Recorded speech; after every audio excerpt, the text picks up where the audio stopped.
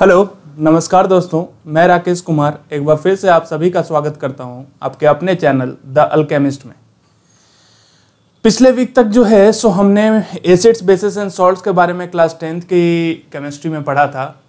आज से जो है सो हम अपना एक नया अध्याय that is metals and non metals के बारे में हम बात करने वाले हैं।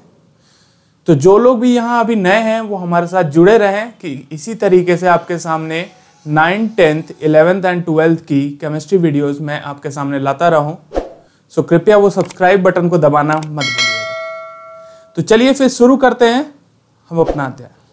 तो सबसे पहली चीज कि हम आज डिस्कस करने वाले हैं कि मेटल्स और नॉन मेटल होता क्या है, राइट।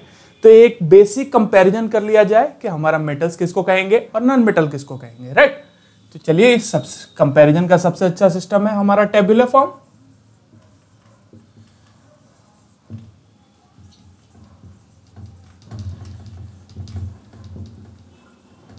सबसे पहला कंफ्यूजन जो बच्चों के दिमाग में रहता है कि आखिर हम मेटल्स कहेंगे किसे, है ना, कि हम मेटल्स कहेंगे किसे, क्योंकि ठीक है वो मैलेबिलिटी, डक्टिलिटी वो सारी चीजें अपनी जगह हैं, ठीक है, वो सारी चीजें भी हम लोग इसमें इंक्लूड करेंगे। लेकिन एक और हमारा बेसिक डिफरेंस है जो कि अब तक जो है सो अब तक मिले हुए आपके नॉलेज से वो डिफिनीशन आपके सामने आना चाहिए। वह क्या है कि बेसिकली आप देखो क्या कि ऐसे एलिमेंट्स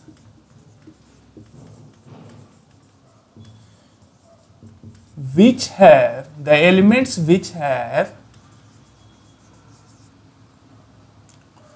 1, 2 or 3 valence electrons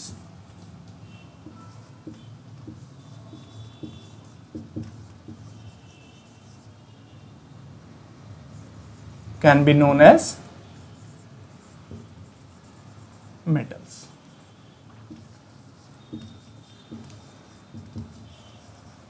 ठीक है, तो अगर हमारा कोई एक ऐसा एलिमेंट है जिसका जो आउटर मोस्ट जो सेल है उसमें 1, 2 या 3 इलेक्ट्रॉन हो तो उस कंडीशन में वह जो है वो हमारा क्या कहलाएगा, एक मेटल। ठीक है, क्योंकि 1, 2 या 3 अगर हमारे इलेक्ट्रॉन्स हो तो वह टेंडेंसी दिखाएगा इलेक्ट्रॉन लूज करने की, और इलेक्ट्रॉन लूज करेगा तो वो कटायन बनाएगा। और हम जानते हैं कि आमतौर पर जितने भी हम कटायंस पढ़ते हैं, चाहे वो पोटेशियम के हो, सोडियम के हो या एल्युमिनियम के हो, तो उस कंडीशन में वो हमारे आमतौर पे मेटल्स ही हमारे होते हैं, राइट। कुछ एक्सेप्शंस इसमें भी हैं, जैसे कि इसमें हमारा हाइड्रोजन इंक्लूड नहीं होता। हाइड्रोजन हमेशा से प्रॉब्लमेटिक रहा है कि इसमें जैसे एक ही वैलेंस इलेक्ट्रॉन है, ठीक है, लेकिन फिर भी ये एक हमारा नॉन मेटल है। ठीक है, ये हमेशा से प्रॉब्लमेटिक रहा है। ये शुरू से ही हाइड्रोजन की पोजीशन फिक्स नहीं रहती है, कभी ये मेटल साइड रहता है, कभी ये नॉन मेटल साइड भी।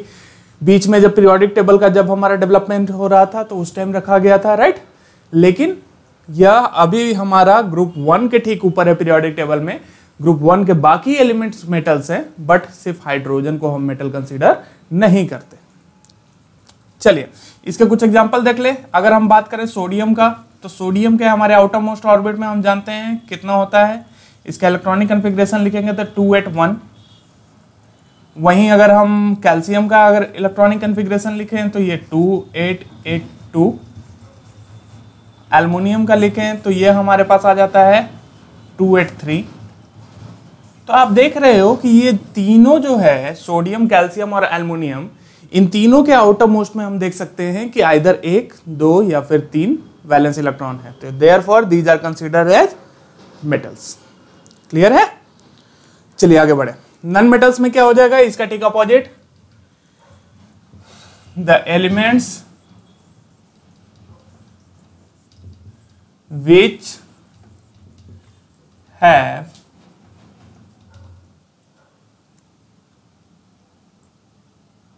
4, 5, 6 और 7 electrons, valence electrons,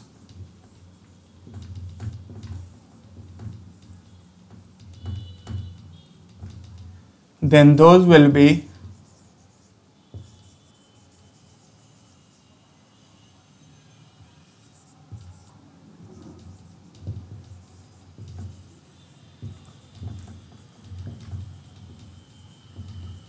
non metals.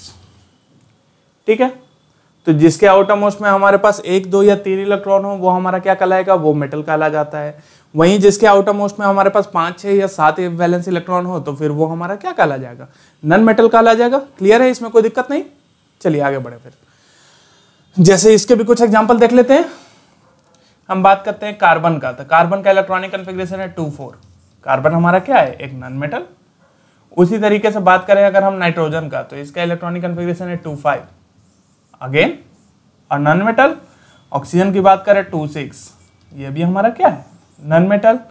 Fluorine, chlorine या हालाइडिक ग्रुप की बात करें तो 2,7, इसके आउटर मोस्ट में 7 है। क्लियर है। तो ये हो गया हमारा कि मेटल्स और नॉन मेटल्स का सबसे बेसिक डिफरेंशिएट हम कैसे करें। तो उसके आउटर मोस्ट अगर हम इलेक्ट्रॉनिक कॉन्फ़िगरेशन, अगर उनका एटॉमिक नंबर हमें पता है तो क्लास 9th में ही हमने सीखा है कि हम किस तरीके से इलेक्ट्रॉनिक कॉन्फ़िगरेशन उनका लिख सकते हैं। और एक बार अगर हमने इलेक्ट्रॉनिक कॉन्फ़िगरेशन लिख दिया तो उस इलेक्ट्रॉनिक कॉन्फ़िगरेशन में हम आउटर मोस्ट सेल को देखकर यह बता सकते हैं कि कौन हमारा मेटल होगा और कौन सा हमारा नॉन मेटल होगा। चलिए इसके बाद और हम बात करें और क्या क्या हम डिफरेंसेस दे सकते हैं।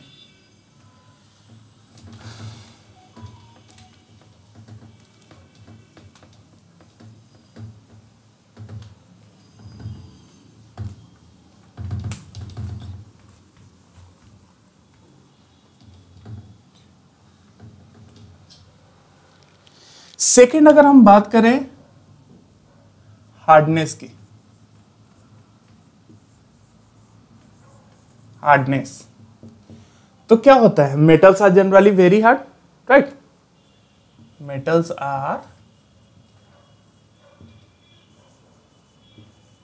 हार्ड एक्सेप्ट, इसमें भी एक्सेप्शंस है, मर्क्यूरी एंड गैलियम। यह दोनों हमारे लिक्विड फॉर्म में मिलते हैं।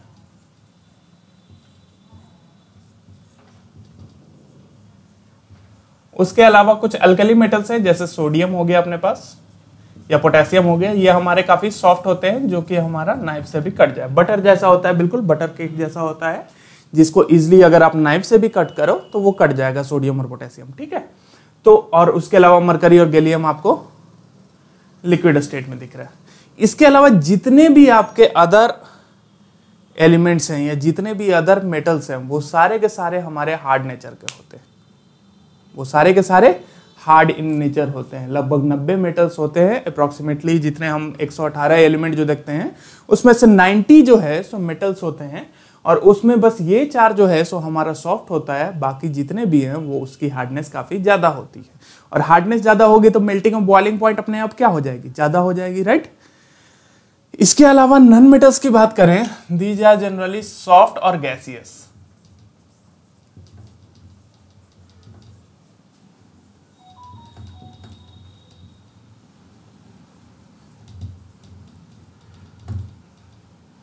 गैसियस हम कंप्लीट नहीं बोल सकते, ठीक है। हाँ, इसमें भी एक एक्सेप्शन है, कौन, डायमंड, जो कि हमारा किससे बना होता है, एक हमारा नॉन मेटल है that is known as carbon, right. तो कार्बन से ये बना है। और डायमंड के बारे में एक चीज और हमें पता है कि diamond is the hardest known substance, so therefore इसको कंप्लीटली सॉफ्ट भी बोल देना गलत है। एक एक्सेप्शन है अपने पास कि जो कि हमारा हार्डेस्ट नोन सब्सटेंस है, वो कौन है, डायमंड है। अब देखिए कि नॉन मेटल हमारे नंबर में है 22 नॉन मेटल, ठीक है। इसमें से 11 हमारे पास क्या है, गैसियस। इसमें कौन कौन आ जाते हैं, hydrogen, oxygen, nitrogen, chlorine, fluorine, और उसके अलावा हमारे जो इनर्ट गैसेस है that is neon, helium, radon, krypton, right, argon. तो वो सारे क्या है, हमारे गैसियस इन नेचर है। 10 हमारे पास सॉलिड होते हैं। सॉलिड स्टेट में कौन कौन मिल जाते हैं, कार्बन हो गया, सल्फर हो गया, फास्फोरस हो गया, एक्सेट्रा, ठीक है। और एक सिंगल हमारा नॉन मेटल है जो कि हमारा लिक्विड स्टेट में मिलता है। याद रखिएगा ये सारी डाटा, इसको कहते हैं हम ब्रोमीन। इसका कलर कैसा होता है? रेडिश ब्राउन, रस्ट कलर का होता है। ब्रोमीन का कलर कैसा होता है? Rust in colour. ठीक है, जैसा हमारा जंग या जो हमारा लोहे के ऊपर जो है सो हमारा रस्टिंग होती है, तो उसका जो कलर होता है रेडिश ब्राउन, वही कलर हमारा ब्रोमीन वाटर या ब्रोमीन का जो कि लिक्विड फेज में प्रेजेंट है उसका होता है। क्लियर है? चलिए फिर आगे बढ़े, इसको लिख लीजिए जल्दी से। चलिए लिख लिया।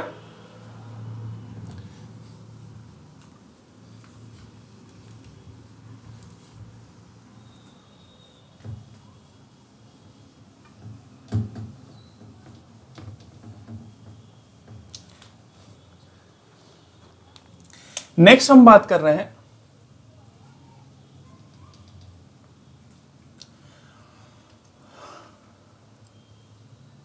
मैलिएबिलिटी।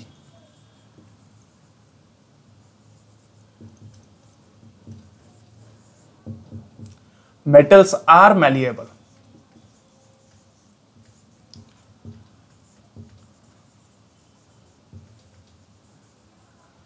अब ये मैलिएबिलिटी क्या होता है? तो मैलिएबिलिटी जो है तो ये एक एबिलिटी होती है। किसकी एबिलिटी होती है? अलग अलग मटेरियल्स की। ठीक है, जैसे देखो, अगर किसी भी मटेरियल को अगर आप पीटोगे, ठीक है, उसको बीट करोगे, तो उस कंडीशन में वो दो चीजें से उसके साथ दो चीजें हो सकती हैं। कौन कौन सा वो चीजें हैं? आइदर वो टूट जाएगा, यानी कि उसमें फ्रैक्चर्स डेवलप कर जाएंगे, वो जगह जगह से टूट जाएगा, अलग अलग हो जाएगा। जैसे कि ग्लास को अगर आप सैटक करो हैमर से, तो उस कंडीशन में आप क्या देखोगे कि ग्लास टुकड़े टुकड़े होकर टूट जाएगा, राइट। लेकिन वहीं पे कुछ और भी चीजें होती हैं जिसको अगर हम पीटते हैं, जिसको हम स्ट्राइक करते हैं, तो वो पूरी तरीके से टूटने की बजाय वह क्या करेगा कि वह हमारा चपटा हो जाएगा, यानी कि थिन होता चला जाएगा। यानी कि जैसे जैसे उसे पीटता जाएंगे वो हमारा चपटा होता चला जाएगा, वो थिन होता जाएगा, राइट। तो ऐसे जो मटेरियल्स होते हैं जो कि हमारा थिन होते हैं, उन मटेरियल्स को हम बोलते हैं malleable materials. The type of materials which can be converted into thin sheets by striking them is known as malleable material. Clear? लेकिन वहीं पे जो दूसरे एंड पे, जैसे मैंने ग्लास का एग्जांपल दिया कि किसी को पीटेंगे तो वो चपटा होने की बजाय, यानी उसमें कोई डिफॉर्मेशन नहीं आता है, बल्कि उसमें फ्रैक्चर्स डेवलप कर जाते हैं। ऐसे मटेरियल को मैलिएबल का आप उल्टा मान सकते हो, उसको हम बोल सकते हैं ब्रिटल मटेरियल। क्लियर है? तो मेटल्स हमारे मैलिएबल हो गए। नॉन मेटल्स कैसे हो जाएंगे?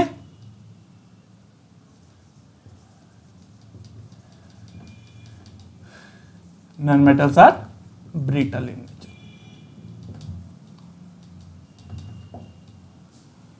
कोई दिक्कत इसको समझने में? नहीं? चलिए, अब मैलिएबिलिटी से रिलेटेड एक और हमारा मेटल का प्रॉपर्टी है, वो है हमारा डक्टिलिटी। Metals are ductile. अब ये डक्टाइल क्या है?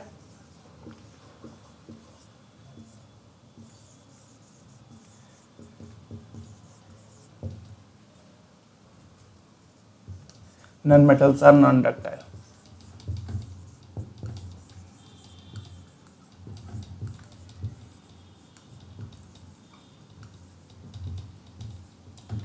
अब ये डक्टाइल क्या है? तो डक्टाइल की अगर बात करें हम, तो जैसे एक हमारा एडहेसिव स्ट्रेंथ होती है, ठीक है, या उसको कह सकते हो एक टेंसाइल फोर्स होता है मेटल्स के बीच। टेंसाइल फोर्स होने की वजह से क्या है कि अगर मान लो कि उसे अगर हम इलोंगेट भी करें, उसे खींचे भी, ठीक है, तो वो हमारा बीच से ब्रेक नहीं होता है ना। और यही कारण है कि जितने भी मेटल्स होते हैं उनको वायर में कन्वर्ट किया जा सकता है, लेकिन नॉन मेटल्स के साथ ये चीज नहीं होता है। तो basically the ability of any material to be converted into thin wires can be known as ductility. The ability of any material to be converted into thin wires is known as ductility. ठीक है, तो अगर हम बात करें तो metals के अंदर ये डक्टिलिटी होती है, बट नॉन मेटल्स के पास ये डक्टिलिटी नहीं होती। क्लियर है? चलिए आगे बढ़े।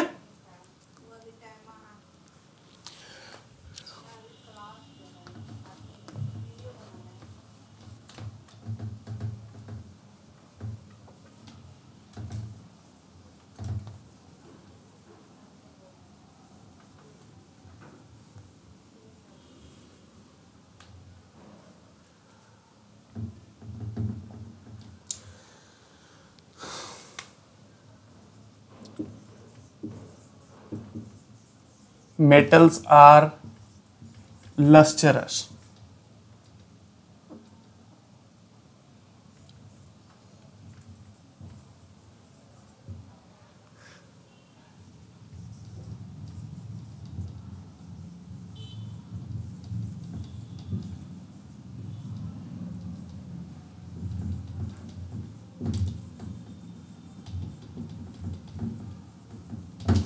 ठीक है, मेटल्स जो होते हैं वो कैसे होते हैं, वो लस्टरस होते हैं। लस्टरस कहने का मतलब, जैसे कभी भी अगर हम किसी मेटालिक सरफेस को अगर सनलाइट के अंदर देखें तो हम क्या देखेंगे कि वो मेटालिक सरफेसेस जो है सो वो हमारा साइन करता है, राइट, जिसको हम बोलते हैं मेटालिक साइन। तो वो जो मेटालिक साइन है उसी को हम क्या कहते हैं, लस्टर। तो मेटल्स के पास वो लस्टर होती है, बट नॉन मेटल्स की अगर वहीं बात करें तो नॉन मेटल्स के पास वो लस्टर हमें देखने को नहीं मिलता, except there is an exception, except iodine crystals.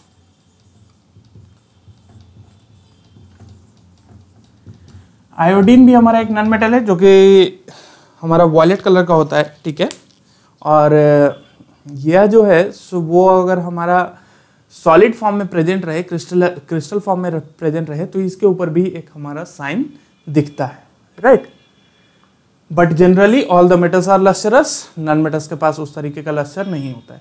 अब क्वेश्चन यहाँ यह आता है कि आखिर मेटल्स के पास लस्टर होता क्यों है, ठीक है। यह आपको कहीं जल्दी जो है सो आपको समझाया नहीं जाता है, जल्दी आपको मिलता नहीं है कि आखिर मेटल्स के पास लस्टर होता क्यों है। तो मेटल्स के पास लस्टर होने का एक बड़ा ही बेसिक रीजन है। बेसिक रीजन क्या है कि मेटल्स की आयोनाइजेशन एंथैल्पी काफी कम है। आयोनाइजेशन एंथैल्पी मतलब कि जितना हमारा उस वह क्या करता है कि रेडली जो अपने वैलेंस इलेक्ट्रॉन है उसको लूज कर देता है रूम टेम्परेचर पे ही, ठीक है। या खास तौर पे जब भी हमारा सनलाइट जो है सो वो अगर स्ट्राइक करेगा मेटल सरफेसेस को, तो मेटल सरफेस क्या करते हैं कि उस सनलाइट से एनर्जी लेकर और वो अपने इलेक्ट्रॉन लूज कर देता है। क्लियर है। अब ये जो इलेक्ट्रॉन जब ये लूज करता है वही हमारा लस्टर के रूप में अपीयर होता है, ठीक है। तो वो इलेक्ट्रॉन्स के मूवमेंट के कारण जो है सो वो हमें मेटालिक साइन दिखाई देता है। क्लियर है। चलिए नेक्स्ट बात करें हम, मेटल्स आर सोनोरस।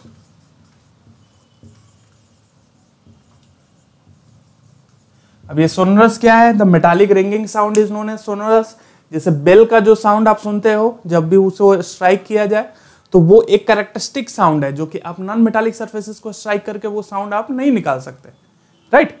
तो इसी को हम बोलते हैं मेटल्स आर सोनोरस। इसीलिए हम इसे बोलते हैं कि ये हमारे सोनोरस है, ये एक मेटालिक रिंगिंग साउंड प्रोड्यूस कर सकते हैं। Non metals are not sonorous.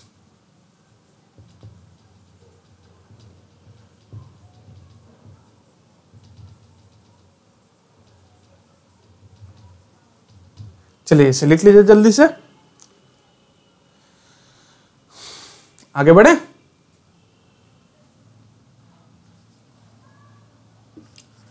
Metals are good conductor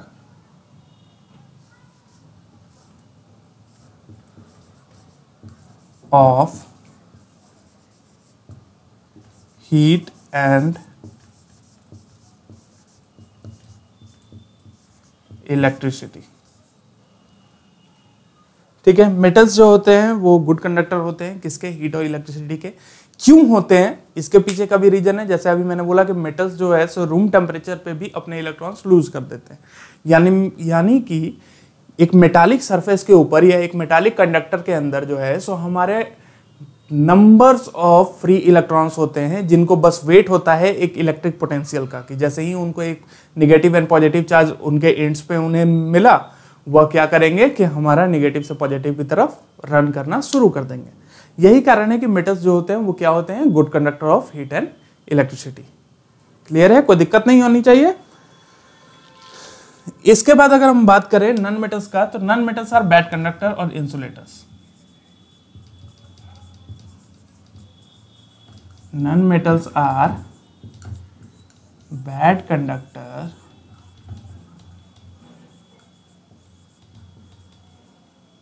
और insulator।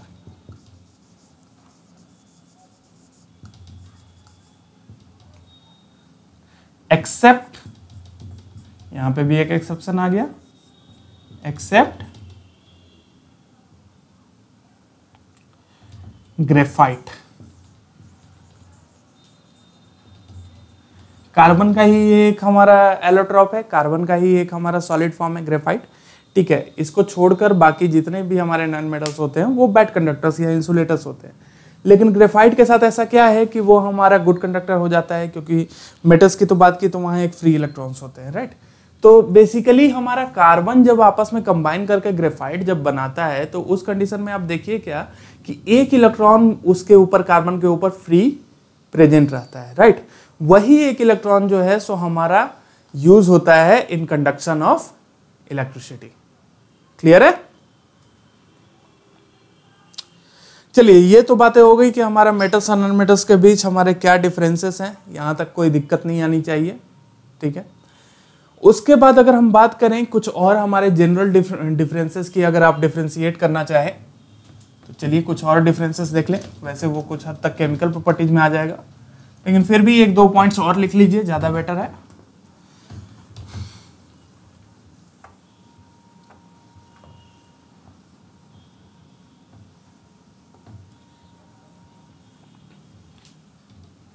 एक पॉइंट और है अपने पास, क्या है कि मेटल्स आर या metals form basic oxides while non-metal forms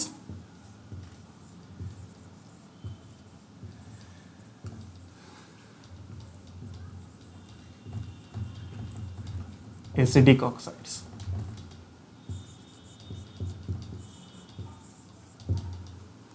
जैसे कुछ एग्जांपल अगर हम देख ले कि मेटल्स में अगर मान लीजिए कि हमारे ऑक्साइड्स क्या क्या हो गए, Na2O हो गया, K2O हो गया, CaO हो गया, ठीक है। वहीं पे इसके नॉन मेटालिक ऑक्साइड्स के बाद एग्जांपल क्या हो गया, CO2 हो गया, SO2 हो गया, SO3 हो गया, ठीक। अब देखो ये बेसिक ऑक्साइड है, कैसे पता चले? आइदर दो तरीके हैं, या तो फिर जो है सो इनको लिटमस टेस्ट कर लिया जाए, या फिर अगर आप इनको वाटर में डिसॉल्व करोगे तो किसी भी ऑक्साइड को अगर वाटर में डिसॉल्व करोगे, अगर बेसिक मेटालिक ऑक्साइड को, तो वो आमतौर पे जो है सो आपको एक बेस देगा।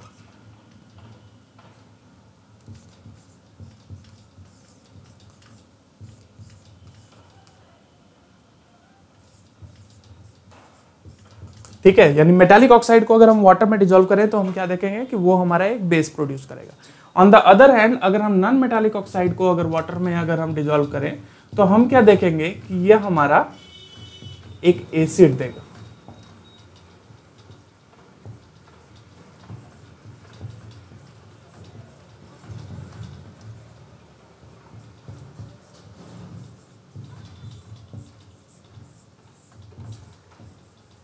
ठीक है, तो इससे क्या पता चलता है कि जो मेटल्स के ऑक्साइड है वो हमारे किस नेचर के हैं, बेसिक इन नेचर है। वहीं नॉन मेटल्स के ऑक्साइड्स की बात करें तो वो हमारे किस नेचर के होंगे, वो एसिडिक इन नेचर होंगे। क्लियर है? यहां तक कोई दिक्कत? तो ये थे हमारे कुछ पॉइंट्स मेटल्स और नॉन मेटल्स के डिफरेंसेस के। आज से जो है सो हम लोगों ने अगर इसके लेक्चर शुरू किए हैं तो अगले कुछ वीडियोस में मैं इसके अगले पार्ट्स में लेकर आऊंगा, जैसे chemical properties of metals and non metals क्या है। उसके अलावा जो है सो हम इसके बारे में और कुछ चीज़ें पढ़ेंगे, जैसे कि हमारा मेटल और नॉन मेटल्स के बीच हमारा बॉन्डिंग किस तरीके से होता है, किस तरीके से मेटल और नॉन मेटल आपस में मिलकर कोई कंपाउंड बना सकते हैं। उसके बाद जो है सो हम एक्सट्रैक्शन ऑफ मेटल किस तरीके से करेंगे, यानी कि मेटल हमें नेचर में किस तरीके से मिलता है और उसको हम एक्सट्रैक्ट कैसे कर सकते हैं, हम मेटल को लेते कैसे हैं।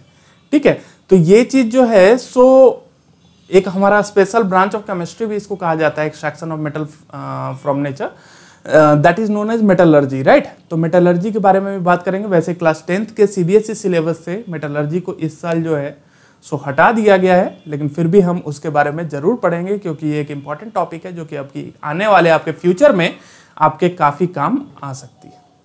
तब तक के लिए हमारे चैनल के साथ बने रहिए। धन्यवाद।